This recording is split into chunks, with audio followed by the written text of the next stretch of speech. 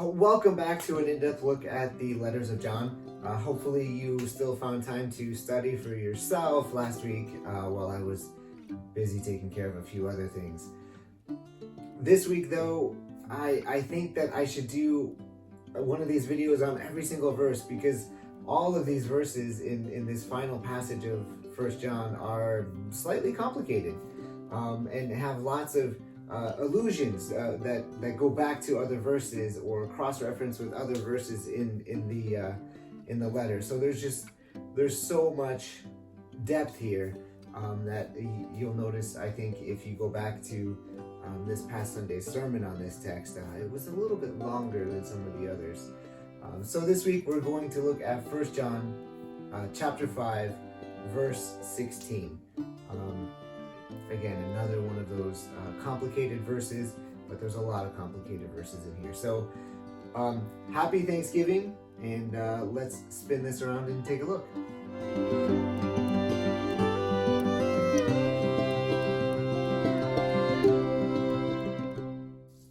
So here we have 1 John chapter 5 verse 16.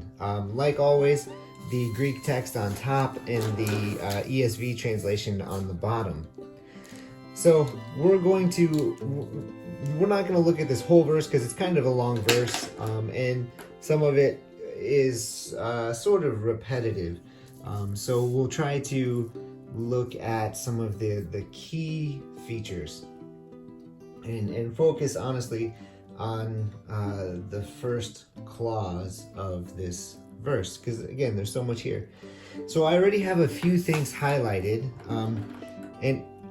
and while this up here is a verb, I connected it over here because it's not just a verb, it's a participle, and this is its accompanying accusative noun. So these two go together. So I've got those set apart in pink, and then down here as well, this is another participle, and we'll talk about it in a second. And why it is important. So the last verb we have in here is ide, right here, for sees. So we do want to spend some time on our verbs, because in Greek the verbs carry so much information. So if we look first at this first clause, there's quite a bit going on. So we'll come down and start with the English. So our first verb, sees, if anyone sees his brother committing a sin. So the first thing we have to note is that this verb sees is actually means what it says it means.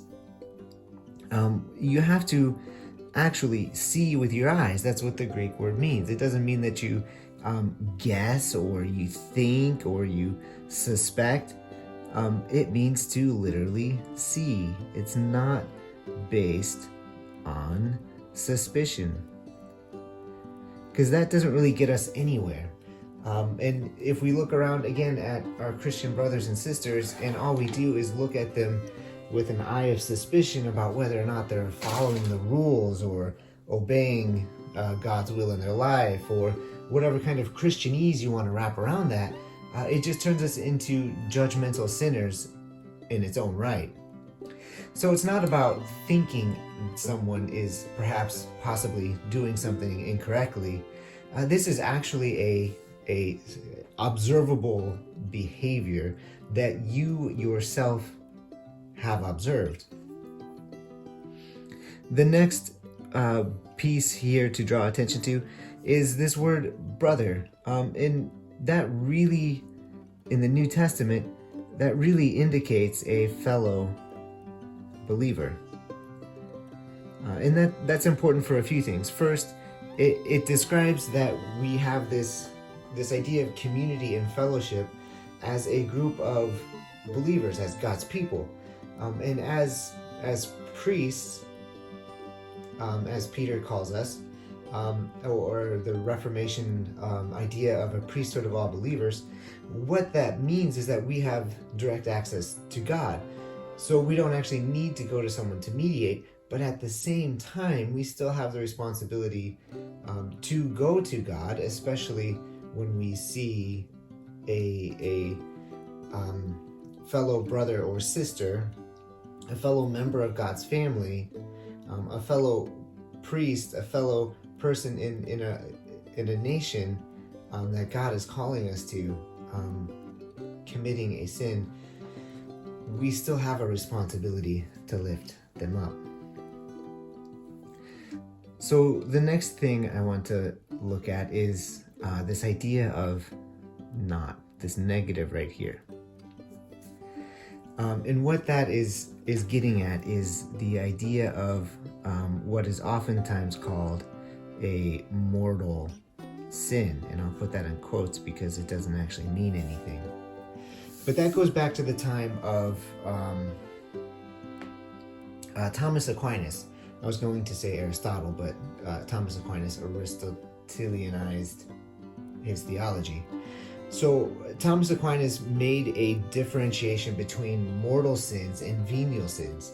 Mortal sins were sort of like the worst sins, the ones that could potentially jeopardize your salvation or your standing before God or something like that. Venial sins were the common everyday sins, the white lies to your spouse or your children or your workmates, or the slippage of the tongue, so to speak, or the very minor things that we all kind of do every day.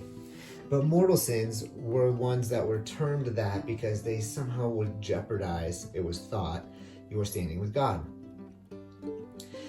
So I want to correct that because that's not actually a biblical idea. The Bible doesn't differentiate between mortal sin and venial sin. Sin is sin. And sure, some sins are maybe have a moral quality that's worse than others. But there's not a strong hierarchy or differentiation in the Bible between mortal sins and venial sins. That's a piece of medieval theology that has just been around so long. It's sort of part of our popular theology. So what we see here is that if anyone sees his brother committing a sin not leading to death. Now, so that context, we are not talking about some sort of mortal sin. That's not. It's not a Thomas Aquinas type of deal here. But what we are looking at is the context of being a fellow believer.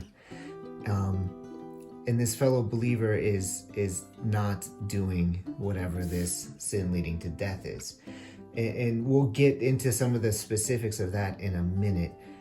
But the key is, first, there's no differentiation biblically between mortal sin and venial sin. So that's not what it's talking about. And there's a lot of other suggestions about what it's talking about that we will get to in a minute. So here's our context. Sees with your own eyes a fellow believer in Christ doing what? Committing a sin. And when we look at this, we're actually going to jump back up to the Greek. So the committing a sin we found right here in the pink color. And you'll notice that this participle goes with this noun. And it looks exactly the same. Hamartion here and hamartan anta here. So if we translate that literally, these two words come out as sinning a sin. Sinning a sin. If anyone sees his brother or sister sinning a sin. So what that tells us, because of the type of participle this is, it tells us that sinning a sin means that it is not a one-time event. This is not a one-time event. This present participle indicates that it's an ongoing, continual action that is happening over and over and over again. It's a habit, for it's becoming habitual. That's the context of this type of sin. This is not the youth group member who has a slip of the tongue and uses a bad word. That's not the kind of sin that John is asking us to monitor and then intercede for on their behalf. It's not the one-time offense, the isolated event, I lost control of myself in this one odd time. What the text is really indicating is this: we see with our own eyes the observable behavior of a sin event or a sin act that is becoming a habit. It is something that this person is doing over and over and over again. That's the kind of sin that John is asking us to look out for in our brothers and sisters in Christ, and asking us to intercede on behalf of. So with that, let's talk about this idea of this sin that leads to death. And we have to ask the question of, what does that mean? Now, we already covered the idea that it's not the differentiation of Aquinas between mortal sins and venial sins. It's not necessarily the sin of apostasy, but it could be in there.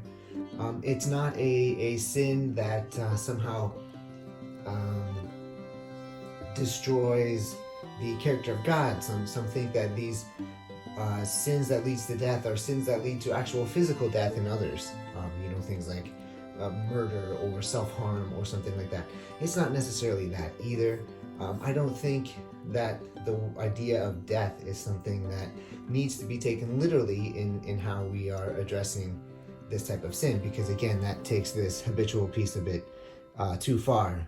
If they're habitually causing self-harm or physical harm to others, then that a little bit more than prayer should be used to intervene. So we have to let John define himself, and really what this comes down to is what he's talked about earlier in the letter, of the idea of anomia or lawlessness, the complete rejection of God. It's a disposition. It's a way of being. It's a mindset and a worldview where you full on reject God as being creator and having authority over the earth and over humanity and creation and everything. So it's a full on rejection of that. So that's the idea of death, and that's why our context of being a brother was as a fellow believer is important, because it helps us define this idea of the sin that leads to death being that sin of lawlessness that John's already talked about. Just one other quick note, since we just mentioned this. This is really very similar to the idea of James 5:20, for those who want to cross-reference anything. So one last thing before we close, and I got to try to do it in about 30 seconds. This idea here of who commits sins. And we need to note the change to plural. Notice here. And we have over here those, whereas over here we have a singular brother.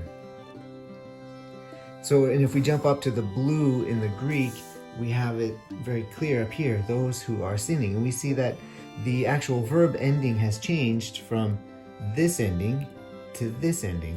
And that shows us, again, that our context is how we all have a responsibility for one another in this. This isn't just a Pastor Ryan watches his church people thing. This is everybody thing. So our responsibility in this is to be in such a relationship with our brothers and sisters in Christ that we can know and observe their behavior, and if we see something forming a habitual pattern in their life, that then we can intercede for them. Not only can we, but we have the responsibility to.